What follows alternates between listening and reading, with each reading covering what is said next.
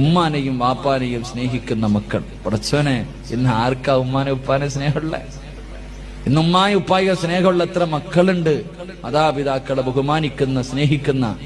ഇന്ന് രോഗം പിടിച്ച് വീടിനകത്ത് കിടക്കുന്ന ഉമ്മാനോട് പറയും, കിളവി വല്ലതും തിന്നിട്ട് മിണ്ടാതെ ഇവിടെ കിടന്നോണം. ഉമ്മാനോടാ പറയണേ. ഉപ്പാനെ തല്ലുന്ന മക്കൾ, ഉമ്മാനെ തല്ലുന്ന മക്കൾ. ഉമ്മയാരെന്നറിയുവോ? ഉമ്മയുടെ കാൽച്ചുവട്ടിലാണ് സ്വർഗം കിടക്കുന്നത് എന്ന് നബി മുഹമ്മദ് മുസ്തഫ. ഉമ്മയുടെ കാൽച്ചുവട്ടിലാ മോനെ സ്വർഗം. പോയി നോക്ക്, എന്റെ ഉമ്മയുടെ കാൽച്ചുവട്ടിലാണ് സ്വർഗം കിടക്കുന്നത്. വാപ്പയുടെ സ്ഥാനം എന്തെന്നറിയോ? വാപ്പയ്ക്ക് സ്ഥാനമില്ല എന്നല്ല, വാപ്പ സ്വർഗത്തിന്റെ മധ്യ കവാടമാണെന്ന് നബി മുഹമ്മദ് മുസ്തഫ.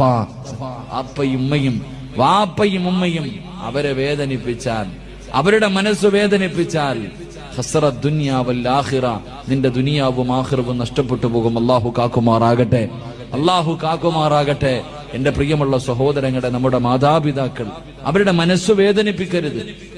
ഏതൊരു കാരണവശാലും എന്തൊക്കെ വിഷയം സംഭവിച്ചാലും എന്റെ പ്രിയപ്പെട്ട പെങ്ങളോട് പറയും, കല്യാണം കഴിഞ്ഞാൽ പെണ്ണുങ്ങൾക്കൊരാഗ്രഹം, ഭർത്താവിന്റെ ഉമ്മാന് ഇഷ്ടമല്ല. എന്തെങ്കിലൊക്കെ പറഞ്ഞ് വഴക്കുണ്ടാക്കും. എന്തെങ്കിലൊക്കെ പറഞ്ഞ് വഴക്കുണ്ടാക്കിയിട്ട് മകനെയും ഉമ്മാനെയും രണ്ട് തട്ടിലാക്കും. എന്തിനാ? അവളുടെ ഭർത്താവിനെ ഒറ്റയ്ക്ക് കിട്ടാൻ.